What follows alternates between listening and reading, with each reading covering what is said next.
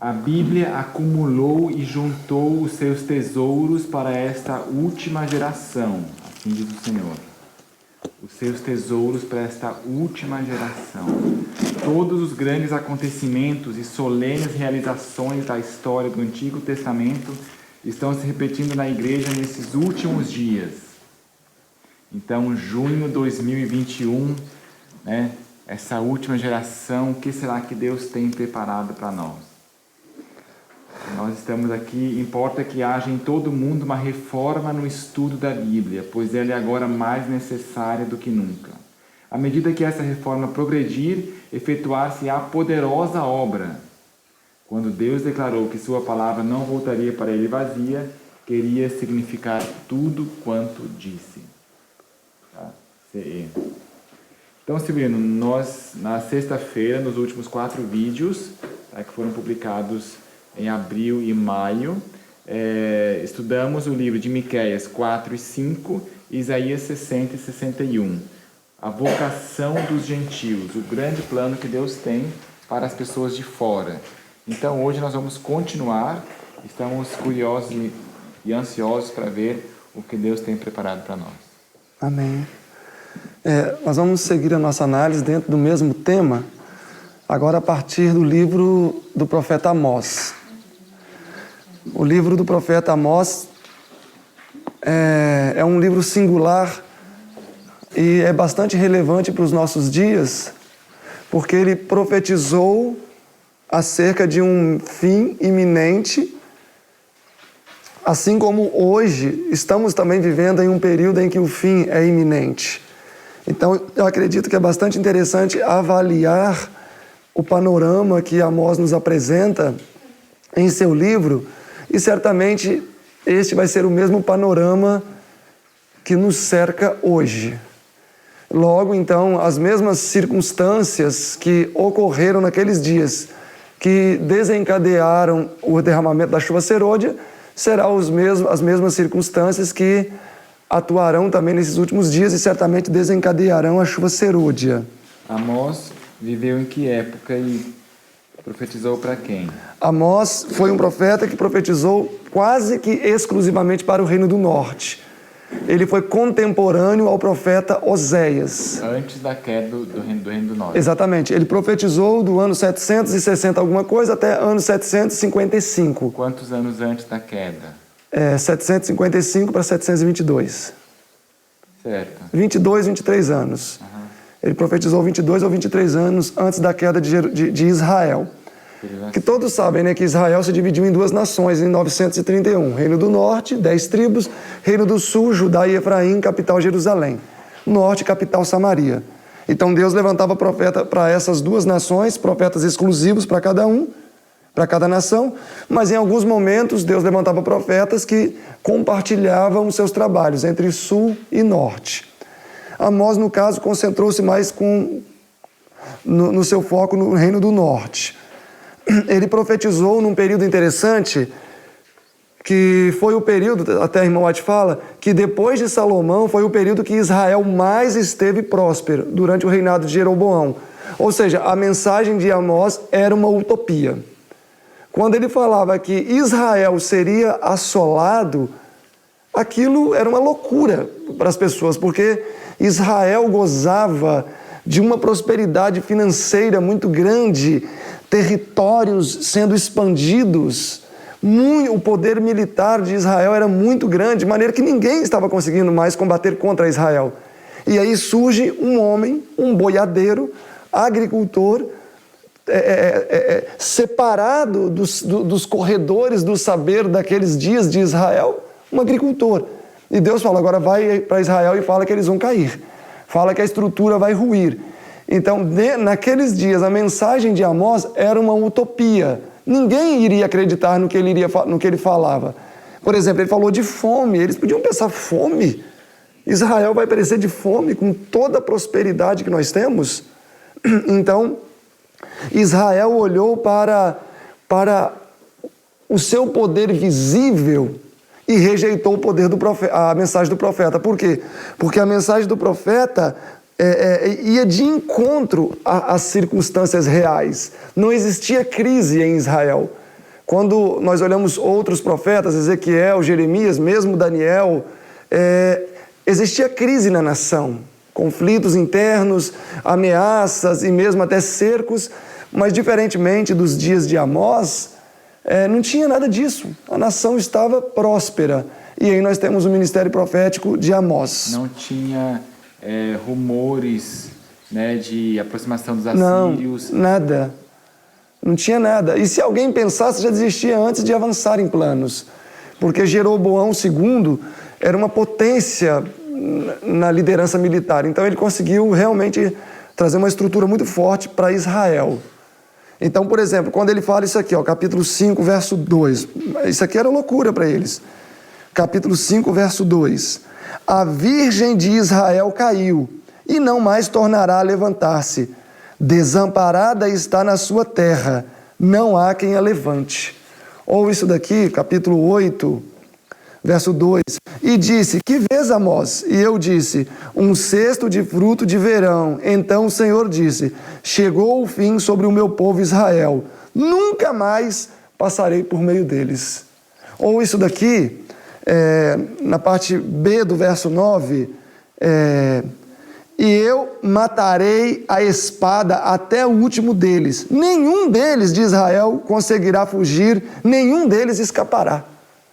E aí o verso 2, ainda que eles cavem até o inferno, a minha mão vai tirar eles dali. E se eles subirem até o céu, eu vou fazer eles descerem daqui.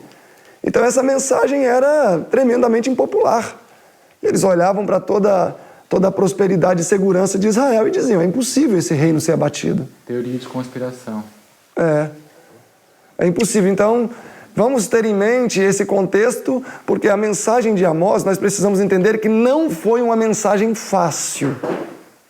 Quando um profeta tem que trazer uma mensagem para um povo que já demonstra sinais de decadência, é mais fácil porque as evidências visíveis já estão ali. Mas, ao contrário, exige muito mais coragem e força do profeta. E interessante que para poder trazer essa mensagem terrivelmente dura, Deus suscitou um agricultor, um homem do campo. O nosso objetivo, pode falar, o nosso objetivo é estudar sobre a vocação dos gentios. Então nós precisamos começar a identificar elementos que nos conectem ao tempo do fim. Chuva serôdia, alto clamor, fechamento da porta da graça, as pragas sendo derramadas, etc. Então vamos lá. Alguma mais? Não. Capítulo 4. Anúncio de castigo. Anúncio de castigo. Antes, voltem ao capítulo 1.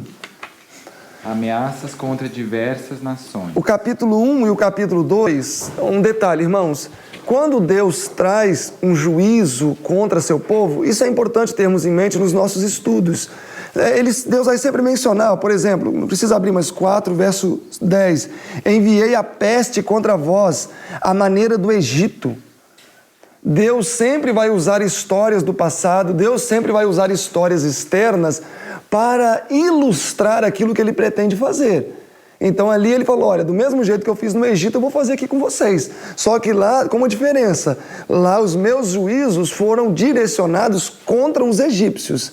Aqui os meus juízos vão ser direcionados contra vocês. Aqui no capítulo 1 e 2 de Amós é interessante, por quê? Porque Amós vai apresentar os juízos de Deus contra 6 nações. Pergunta, por que Deus, na introdução do livro, apresentou juízos que viriam contra 6 nações inimigas? E depois ele fecha o raciocínio apresentando que os juízos viriam também contra Judá e contra Israel. Por que que Deus, na introdução, apresenta para Israel que ele ministrou juízos destruidores para 6 nações? Por algum motivo, ele começou assim o livro. E talvez seja bom entender o porquê. Numa das lições Escola Sabatina, falou assim, porque se começasse com Judá e Israel, eles já iriam se fechar, mas como eles então falavam juízo contra a nação tal, que eram seus inimigos, isso mesmo, juízo contra eles, então eles iriam estar concordando com a mensagem, Só que aí eles vão chegar neles mais tarde. Sim. Quando eles já estivessem ouvindo o profeta. Exatamente. Mas tem um detalhe também que corrobora com isso, na verdade é um acréscimo a isso. Cada nação que aqui foi mencionada, cada nação, Damasco, Gaza, Tiro, Edom, Amon, Moabe, etc., Deus apresenta um pecado mais definido daquela nação. Então Deus tinha um propósito com isso. Em primeiro lugar, mostrar, vocês estão diferentes deles? Porque quando foi mostrar o pecado de Israel e de Judá, por exemplo, olha o capítulo 2, versículo 7. Assim diz o Senhor Deus, por 3 transgressões de Israel e por 4 não retirarei o meu castigo, porque vendem o justo por dinheiro e o necessitado por um par de sapatos. Então eles estavam vendendo os próprios irmãos, suspirando pelo pó da terra sobre a cabeça dos pobres, pervertem o caminho dos mansos, e um homem e seu pai entram a mesma moça para profanarem o meu santo monte. Então Deus está querendo simplesmente mostrar, vocês estão diferentes dessas nações pagãs? E, incrivelmente, na verdade, quando vocês leem os relatos de Judá e Israel, existem crimes que eles cometiam que eram piores do que as nações pagãs. E aí Deus estava querendo dizer, se eu não poupei aqueles que têm menos luz do que vocês e que alguns cometeram pecados menos dolosos que vocês, por que vocês acham que eu vou poupar vocês? Que têm luz e cometem piores pecados.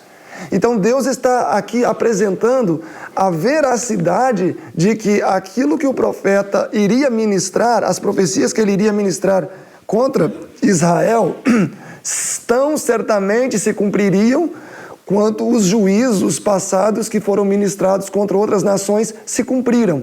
Eles não deveriam ter dúvidas, porque essas nações aqui apresentadas, Edom, quem foi Edom para Israel? Uma nação descendente de um parente ali de Ló. Exatamente, é quase que irmã, porque Israel, Jacó, os edomitas, Esaú. Moabe, quem foi Moabe? Quem foi Moabe e Amon? Aí sim, das 2 filhas de Ló. Sobrinhos de Abraão, né? Parentes próximos. Então são nações que tiveram relação muito próxima a Israel. Então Deus estava dando a certeza de que se eles não corrigissem os seus caminhos, certamente esses mesmos juízos iriam cair sobre eles. E caiu antes de Israel e Judá ou não? Para essas nações, algumas delas sim. Amon, Moabe, todos eles sofreram juízos. A mesma Síria que destruiu, né? Mesma Síria, exatamente. Sofreram juízos antes. Mas não destruição total. Não destruição total. Não. Assim como Israel, na verdade, sofreu uma destruição, mas também foi no total no aspecto civil, né? Mas eles também continuaram tocando a sua vida. Levou para o cativeiro. Levou para o cativeiro na Síria. E essas nações também levou para o cativeiro. Edom, Moabe. O que a Síria fez com tanta gente? Escravos, né? Escravos. Mas muitos eles deixavam viver na sua própria região e tributavam aquela região. Ok, avancemos então. Capítulo 4, verso 1. O nosso objetivo é fazer um estudo verso a verso do capítulo 9. Essa é a proposta. Contudo, nós vamos só criar um ambiente para avançarmos para o capítulo 9. Irmãos, outro detalhe que eu gostaria que vocês se atentassem, e isso é importante para as pesquisas pessoais, devocionais de cada um, é que quando estuda-se aspectos tipológicos, nós precisamos permitir à nossa mente fazer alterações dentro de uma cronologia, tá? Eu quero dar um exemplo disso. Olhem o capítulo 8 de Amós. Nós vamos avaliar melhor o capítulo 8, mas eu quero usar isso aqui meramente como um exemplo para aquilo que eu acabei de afirmar. O capítulo 8, verso 3, fala que é a volta de Jesus, desejado 628. Mas os cânticos do templo naquele dia serão de gemida, etc e tal. Os cadáveres, morte e tudo mais. Silêncio. A irmã White, no Grande Conflito 628, ela fala que isso aqui representa a segunda vinda de Jesus. Mas quando eu avanço para o capítulo 8, verso 11, ela fala que é o período das pragas. Então note que dentro do mesmo capítulo, graças a Deus nós temos a inspiração, que a própria irmã White faz essa montagem de ideias. Capítulo 8, verso 3 é a vinda de Cristo, mas no capítulo 11, nós vamos no capítulo 8, versículo 11, nós vamos voltar em tempos antes da vinda de Jesus. Sim. Ok? Então a nossa mente precisa treinar isso, um vai e vem. Tá? Apocalipse 14 começa com os remidos no céu, a metade do capítulo são as 3 mensagens angélicas e o final do capítulo é a volta de Jesus. Está fora de ordem. Deveria ser o meio, parte 1, o final, parte 2 e o início, parte 3. Eu acredito que isto Deus permitiu acontecer justamente para que a nossa mente faça essa ginástica. E aí a gente cria essa habilidade de ir montando os quadros mentalmente. Então, no capítulo 4, por exemplo, eu digo isso porque no capítulo 4 nós vamos ver autoclamor até as pragas. Só que, por exemplo, quando a gente vai para o capítulo 7, nós vamos ver união de igreja e Estado que vem antes das pragas. Ok? Então, só para vocês terem isso em mente, para não fazer confusão na mente. Capítulo 4, verso 1. Ouvi esta palavra, vós, vacas de Bazã, que estáis no monte de Samaria, que oprimem os pobres, que esmagais os necessitados, que dizeis a vossos maridos, dai cá e bebamos. Ok, ele está apresentando a condição de Israel e chama de vacas de Bazã. Vocês sabem por que essa expressão vacas de Bazã? Não. Quem eram as vacas de Bazã? As vacas de Bazã eram animais muito livres, eram difíceis de ordenhar, muitas ficavam soltas, eram deixadas. Então Deus está falando, olha, vocês estão igual as vacas de Bazã, vocês não se permitem ser adestradas, não se permite ser conduzido, não se permite ser guiado, livres. Então Deus aqui está chamando o seu povo de vacas de Bazã, ou seja, um povo rebelde, um povo insubmisso. Tomara que isso não tenha uma aplicação para hoje, né? Verso 2. O verso alvo é o verso 7, Daniel, mas vamos no 2 em diante. Jurou o Senhor Deus pela sua santidade, que dias estão para vir sobre vós em que vos levarão com anzóis, e vossa posteridade com anzóis de pesca. Está vendo que as ideias não se complementando? Por que Deus fala que essas vacas vão ser espetadas com anzóis? Porque o anzol, na verdade, é utilizado para pescar o peixe, né? Mas aqui Deus vai pescar vacas com anzol. Isso quer dizer juízo, quer dizer cativeiro. Isso quer dizer que Deus iria permitir que essas vacas fossem capturadas. Assim como nós vimos nos dias do rei Ezequias, né? Ele foi levado com anzóis. Ezequias, eu esqueci o último rei, me esqueci o nome dele. Manassés? Não, é... Zedequias foi levado para Babilônia com anzóis, capturou. Mas esse era um instrumento típico para capturar uma vaca? Não. Ou era mais grave para ser um castigo? Porque imagina só, quando a gente tem a ideia de pescar, você pega um peixe. Você pega um peixe com um anzol e o peixe sofre, ele luta contra o anzol e ele não consegue escapar, porque é um animal, é um ser pequeno. Então isso iria produzir muito sofrimento para o animal. Você usar um anzol para capturar uma vaca ia produzir muita dor para o animal, ou seja, sofrimento mesmo. Uhum. Não é um instrumento adequado. Para adestrar um touro, eles costumam pôr um anzol, uma argola no nariz e aí ali ele conduz. No dedo você puxa ele, né? Puxa ele. Só. Porque a dor é muito grande. A gente já adestrou o animal assim, a dor é muito grande. Perfura na parte interna, que tem muita inervação sensível. Então, com um dedo assim você puxa o animal. Dá a impressão que esse anzol está se referindo a essa argola que põe no nariz. Dá a impressão que esse anzol aqui está se referindo a essa argola que põe no nariz do boi. Pode ser, sim.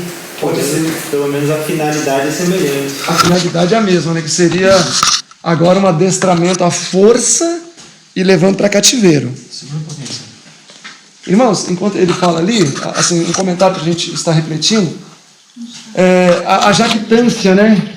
Israel se jactanciava, nós somos a virgem de Israel. Jeremias, aqui é o templo do Senhor, a gente pode fazer o que for, não vai acontecer nada de errado, não. Ou no capítulo Miqueias 3:11, não, aqui aqui é o templo, aqui é o edifício, aqui não acontece nada. Israel dizia a mesma coisa. E olha só essas palavras que Amós traz. Falou, olha, vocês são como vacas que os inimigos vão colocar argolas nos seus narizes, vocês vão ser puxados embora daqui. Está sem tato, né? Amós aparentemente está sem tato. Está sem tato. E a prova disso foi a levada de Ezequias para a Babilônia, justamente com os olhos. Exatamente, da mesma maneira. Exatamente. Bem mais para frente aconteceu com Zedequias. Isso se cumpriu em Zedequias também. Depois que se cumpriu, aí todo mundo reconhece, mas enquanto não, Sim, né? sim. Ele foi muito presunçoso. Se assemelha muito à situação de Noé, né? Porque não parecia que o que Noé estava falando ia acontecer, né? Não tinha uma evidência física assim do que Noé estava prevendo que iria de fato acontecer. E essa mudança de achar que está tudo bem está lá em Laodiceia, né? Rico estou e de nada tenho falta. E não sabes que é miserável, pobre, cego e nu. É verdade. Ou seja, por fora parece até que está tudo bem, mas por dentro, né? Gente, isso para mim é impressionante, porque cada um vai ter um sentir mediante a compreensão que ele tem do texto. Mas o capítulo 2 que a gente viu, o mesmo homem, o mesmo mulher, o filho e o pai contratavam uma mulher, e o verso 8 diz que eles montavam um altar, botavam uma capa ali em cima, emprestada, e esse mesmo filho, o mesmo pai, tinha intimidade sexual com essa mulher. E ainda se jactanciavam, falavam, olha, o que a gente está fazendo demais? É o cúmulo da cegueira. E quando chega uma advertência, não, mas por que você está sendo tão duro? Por que você está sendo tão radical? Não há nenhum problema tão grave assim. E quando eu vejo isso, de fato, eu fico assim muito impressionado com a condição da natureza humana quando ela se torna entorpecida pelo pecado. A pessoa pode estar cometendo os mais hediondos crimes que quando alguém fala, não, mas não tem nada demais. O que está acontecendo de tão errado assim? E isso estava acontecendo com Israel, e é claro que em diferentes proporções ou em diferentes situações isso acontece hoje. Ok. Capítulo 4, verso 3. De novo, desculpa. E saireis pelas brechas, cada vaca pela que estiver em frente de si, e os lançareis para dentro do palácio, diz o Senhor. Vinde a Betel e transgredi, a Gilgal e multiplicai as transgressões, e cada manhã trazei os vossos sacrifícios, e de 3 em 3 anos os vossos dízimos. Olha, se vocês quisessem colocar um verso aqui, um escrito, poderia ser assim, hipocrisia. Porque eles faziam tudo o que faziam, e o que eles ainda assim continuavam fazendo? Frequentando as casas de culto, oferecendo ali suas ofertas. Aí Deus fala, vinde para Betel, transgride, vem transgride. Aqui Deus também está sendo irônico com eles, porque no próprio capítulo 5, verso 5, ele diz, mas não busqueis a Betel, não ides a Gilgal. É porque dentro dessa estrutura aqui, que Deus está lidando com animais irracionais, ele está falando, olha, vocês não querem transgredir? Vem para Betel, transgride. Só que eles faziam isso e levavam os dízimos de 3 em 3 dias. Olha só, não era de uma vez por mês, não. De 3 em 3 dias eles estavam levando o dízimo. E aí eu fico pensando, que tamanha hipocrisia. A nação adorando ídolos, a nação permitiu que fosse construído um outro templo, que era o que aconteceu em Samaria, botaram um bezerro enorme de ouro lá, eles ficavam adorando aquele bezerro. A imoralidade sexual permeava a cada meandro da religião naqueles dias, mas não deixavam de dar o dízimo. Não deixavam de dar o dízimo. Por isso que no capítulo 5, verso 21, Deus usa uma palavra forte. Eu odeio e desprezo o que vocês estão fazendo. Porque era uma hipocrisia muito grande. Verso 5. Na King James diz 3 em 3 anos. Mas enfim. 3 em 3 anos? É o mesmo princípio, ou seja, né, essa ironia. Eram fiéis no dízimo. Verso 5. E ofereceis sacrifícios de louvores com fermento, e apregoai e publicai as ofertas voluntárias, pois disso gostais, ó filho de Israel, diz o Senhor Deus. Ok, agora o verso 6 e o 7 é o que gostaríamos de ver. Por isso também vos dei limpeza de dentes em todas as vossas cidades, e falta de pão em todos os vossos lugares. Contudo, não vos convertestes a mim, diz o Senhor.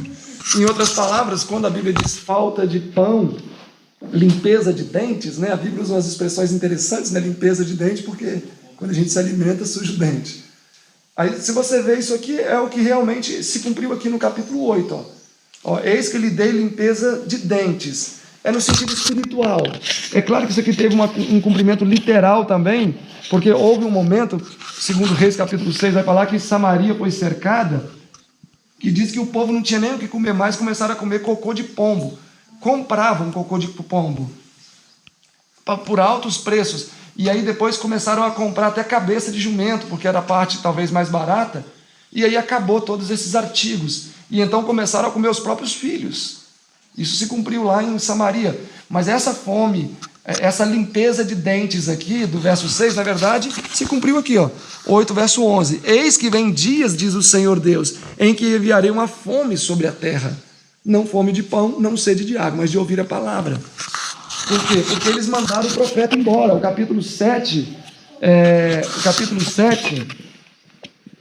verso 12, o Amazias, que era o líder religioso, disse a Amós: vai embora, vidente, foge para a terra de Judá, come pão ali. Verso 3, mas em Betel, daqui em diante, você já não vai profetizar mais. Eles mandaram a palavra de Deus embora, mandaram para longe. E naturalmente veio aqui depois a fome da palavra. Quando a Bíblia aqui no capítulo 4, verso 6 diz que vai dar limpeza de dente, é porque não houve chuva. E aí não houve a tão esperada colheita. E naturalmente qual chuva seria essa? Vamos ver o versículo 7. Então aqui é fome literal mesmo, nesse ponto. Na verdade teve os dois, né? Teve fome literal e falta da palavra também. Entendi, nos dois sentidos. Verso 7. Além disso, retive de vós a chuva, quando ainda faltavam 3 meses para a ceifa, e fiz que chovesse sobre uma cidade e que não chovesse sobre outra cidade. Sobre um campo choveu, mas o outro, sobre o qual não choveu, secou-se. Então, as pessoas que gostam de marcar datas, talvez se visse isso daqui já ia querer marcar uma data, se entendesse, né? Então, aqui nós temos um momento em que a chuva serôdia cai. E de fato ela caiu em alguns lugares, em outros lugares não. Mas ela caiu faltando quantos meses para a cega? 3. 3 meses. Aí talvez alguém podia falar, então quer dizer que quando a chuva serôdia começar a cair vão ser 3 meses para a cega? Mas não é o objetivo, claro, né? Aqui é uma linguagem diferente. Faltar 3 meses significa o quê? Que estava quase, que estava no começo, estava brotando. Já estava perto da colheita, né? Ou seja, foi mais cruel. Estava pertinho da colheita. Foi uma decepção. Agora, avancemos analisando o texto. Além disso, além de ter dado limpeza de dentes, na verdade, a razão pela qual houve limpeza de dentes é porque não houve chuva. Retive de vós a chuva quando faltavam 3 meses para a ceifa. E fiz que chovesse sobre uma cidade e não chovesse sobre a outra cidade. Então, mesmo em Samaria, existiam pessoas que, nas regiões, existiam pessoas que mantiveram sua fidelidade a Deus.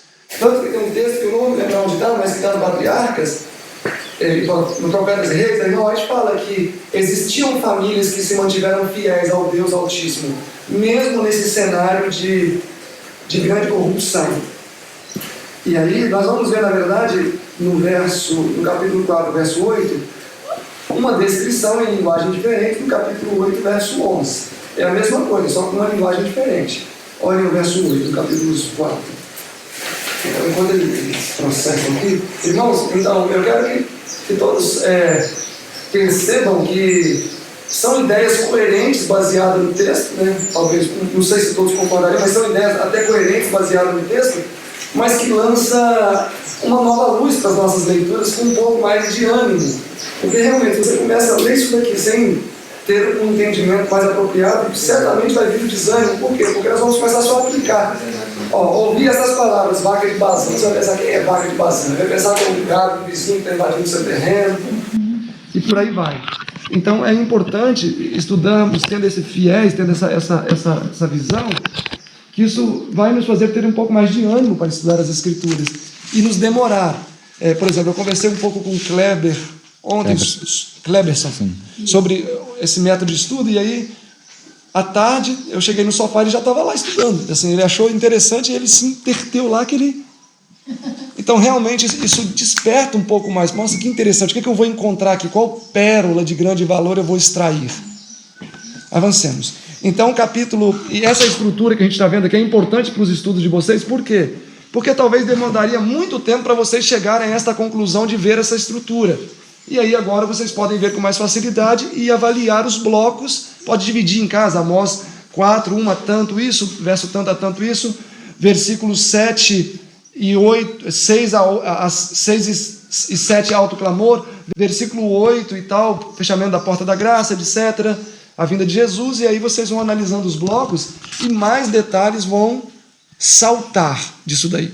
Verso 8, Daniel. Ok, então versos 6 e 7, a chuva serôdia caiu. Verso 8 agora, vamos ver o que está acontecendo. Não, mas ela caiu assim, parcialmente. Foi um castigo que isso. Deus reteve de muitos lugares. Exatamente. Tá. Falou sobre os fiéis. Andaram errantes 2 ou 3 cidades, indo a outra cidade para beberem água, mas não se saciaram. Contudo, não vos convertestes a mim, diz o Senhor. Está vendo que é a mesma coisa do capítulo 8, 11? Eles começaram a sair atrás da água, começaram a buscar onde tinha. Irmãos, esse aqui é um pensamento muito sério, sabem por quê? Porque aqui nós estamos falando do povo de Deus, dividido em duas partes. Uma parte recebeu essa chuva abençoada e saciaram a sua sede. Tinham com que sujar os dentes, uma ideia contrária do texto, né? Tinham alimento, tinham a palavra. E existia uma parte que também era o povo de Deus, mas que era a parte maior, ou seja, era os outros 90, porque o capítulo 5, verso 3 fala em proporção, a cidade da qual saem 100 se conserva só 10, ou seja, só 10%. Então esses outros 90% começaram a ir atrás, querendo essa água, querendo esse alimento, querendo a verdade, mas já não encontravam mais, porque o Espírito Santo não estava mais disponível. Está vendo? Verso 8, não se converteram a mim. Esse texto está dizendo que existe um risco muito grande para nós como povo de Deus que não recebemos a chuva serôdia.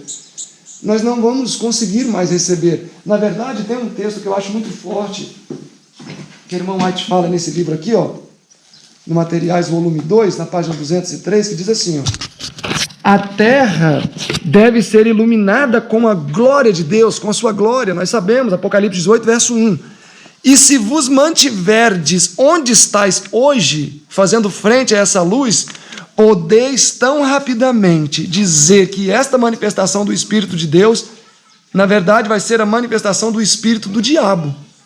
Então, o que essas pessoas vão chegar a crer? Que, na verdade, o Espírito Santo, que vai estar sendo derramado em caudais de luz, eles vão falar, isso é o Espírito do diabo que está atuando. E é quantos por cento que vai dizer isso? Eu não vou definir a linguagem bíblica, vai dizer que é 90%, mas vai ser a grande maioria. E aí o Eventos Finais corrobora com essa ideia, falando o quê? Que uma pessoa vai estar do lado da outra, uma vai receber a chuva serôdia e a outra não. E aquela que não receber vai falar, isso é fanatismo. É algo perigoso. É algo perigoso. Do Eventos Finais ou do Materiais? Materiais de 88, volumes 2, página 203. E o Eventos Finais na página 220, que eu mencionei. Na página 220. Qual que é o verso que fala 90%? É 5, 3. Na verdade não fala 90%, fala que vai sobrar 10% do 100. Se você quer ver como é que está... leia todo o verso aí. Tá. Porque assim diz... Pode ler. Não. 5, 3. Porque assim diz o Senhor Deus, a cidade da qual saem 1000 conservará 100, e aquela da qual saem 100 conservará 10 para a casa de Israel. Ou seja, os outros irão para o cativeiro. Ou não receberam simbolicamente aqui a chuva serôdia. Mas não devemos nos surpreender, irmãos. De todo o povo de Deus, com exceção de alguns pobres de Jeremias que estiveram em Babilônia, quantos não adoraram a estátua lá em Babilônia? 3. De uma geração inteira, no dilúvio, quantos entraram? 8. E a Bíblia diz que quantos eram justos? Noé. Então, nós não devemos nos surpreender por causa de que 10 das tribos, somente um pouquinho, né? Somente um pouquinho ali era fiel. Eu achei o texto de eventos finais que fala que vão achar algo perigoso. Posso ler simplesmente? Nas igrejas adventistas do sétimo dia, deverá haver admirável manifestação do poder de Deus, mas ela não influirá sobre os que não se têm humilhado diante do Senhor, abrindo a porta do coração e pela confissão e arrependimento.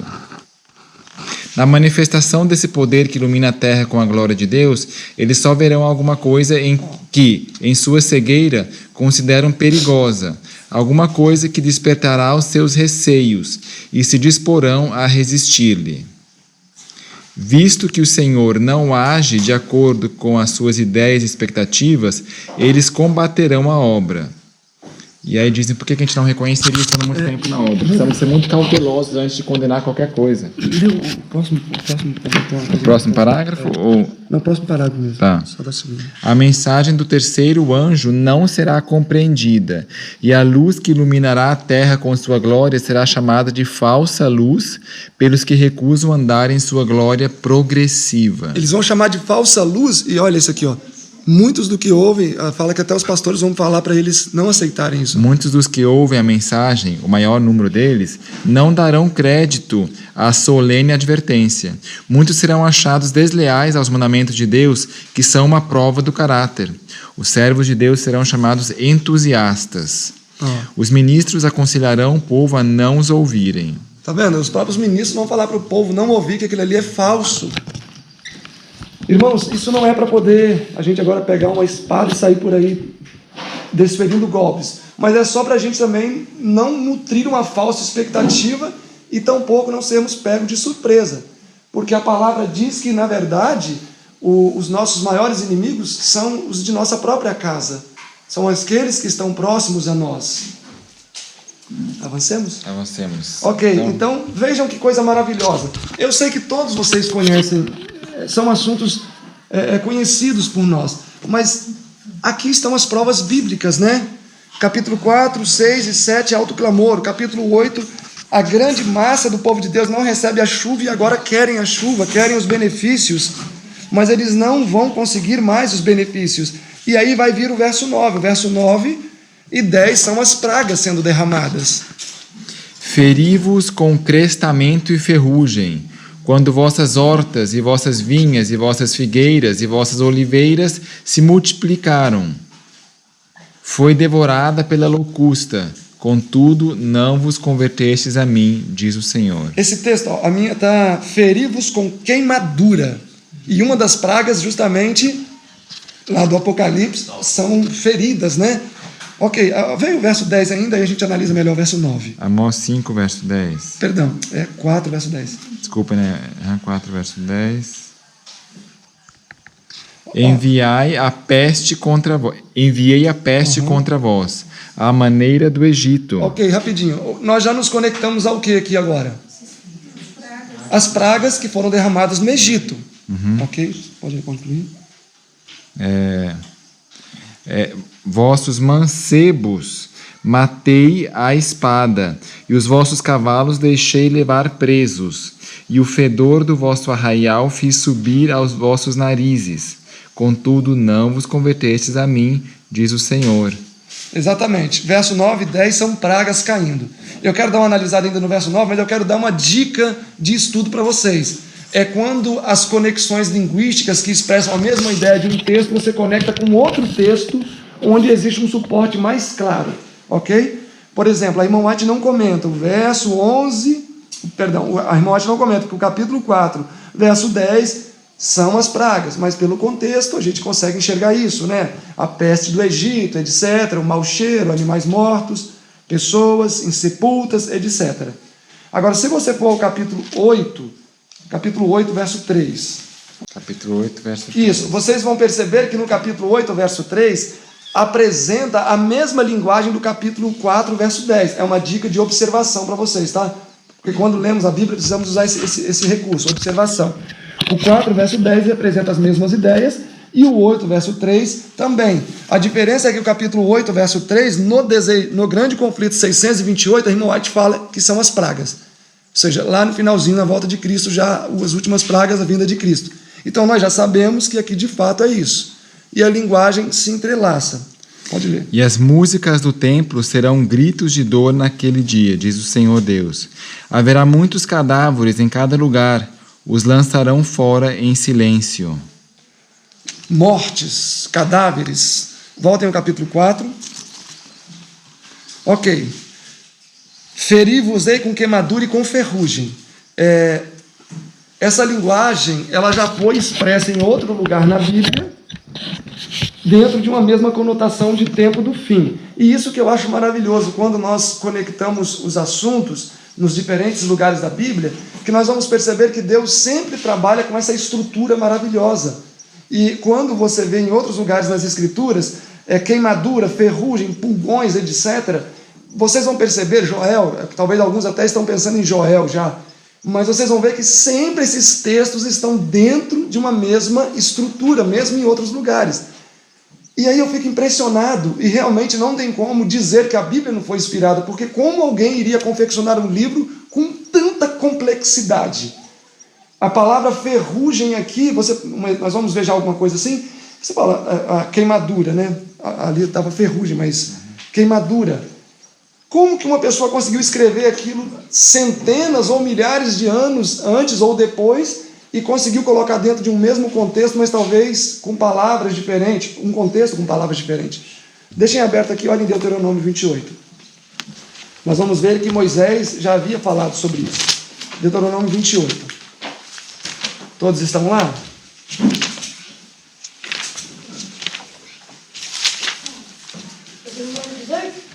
28. Irmãos, o livro de Deuteronômio dá para nós falarmos sobre tudo que nós estamos falando aqui, tá?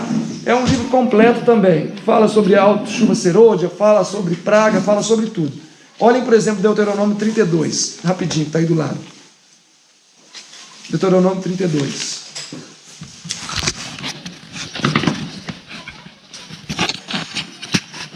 Todos estão lá?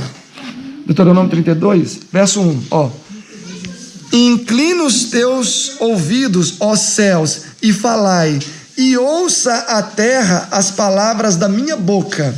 Ó, goteje a minha doutrina como a chuva, destile a minha palavra como o orvalho, como chuviscos sobre a erva, e como gotas de água sobre a relva. Então a doutrina de Cristo é semelhante à chuva. Ok? Se vocês forem a Isaías, capítulo 55, verso 10, verso 11, nós vamos ver as mesmas expressões de chuva caindo, conectada à doutrina, dentro de uma estrutura do tempo do fim. Nós não vamos lá, mas depois vocês avaliem Isaías 55. Olhem em Deuteronômio, capítulo 9, para vocês verem que aqui tem chuva serôdia. Se tem chuva serôdia, tem alto clamor. Se tem alto clamor, vai ter fechamento da porta da graça, etc. Todos estão aí no capítulo 9? Verso 19. Porque temi por causa da ira e do furor com que o Senhor tanto estava irado contra vós, contra o povo, para vos destruir. Porém, ainda por esta vez o Senhor ouviu minha voz. Então aqui nós estamos falando em um momento em que havia ainda intercessão para o povo de Israel. E quem é que estava intercedendo? Moisés, que é um tipo de Jesus.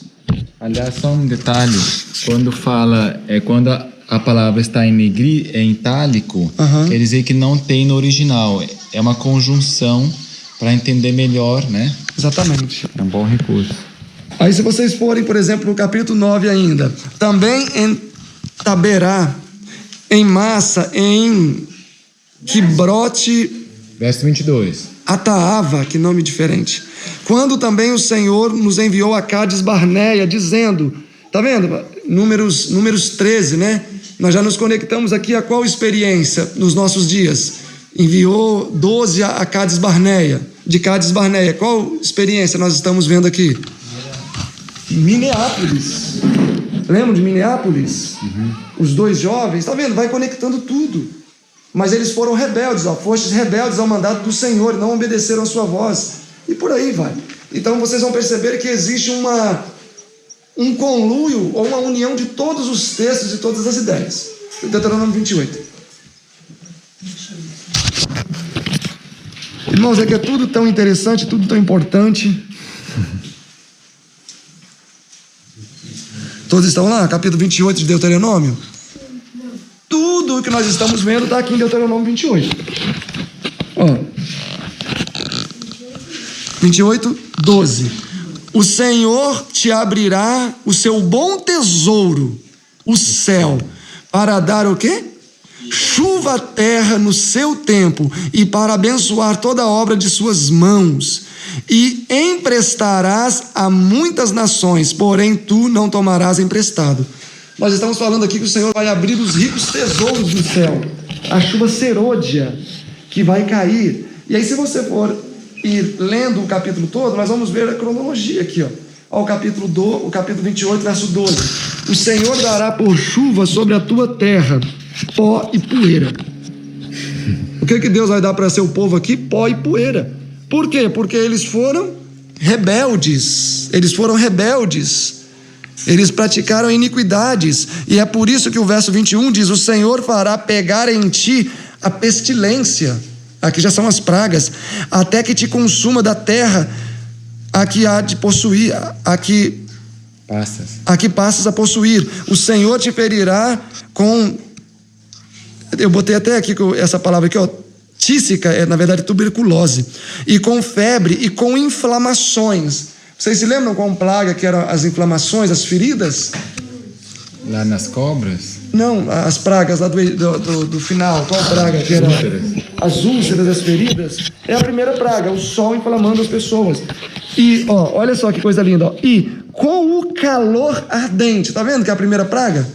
Com o calor ardente e com a secura e com o crestamento ou feridas, com ferrugem, linguagem lá que nós vimos agora em Amós, e te perseguirão até que pereças. E os céus que estão sobre a sua cabeça serão como bronze. Ou seja, a porta da graça fechou. Bronze, olha que coisa forte, não tem mais Espírito Santo.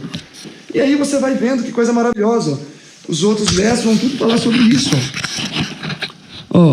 E o Senhor te ferirá com úlceras do Egito, com tumores e com sarna e com coceira.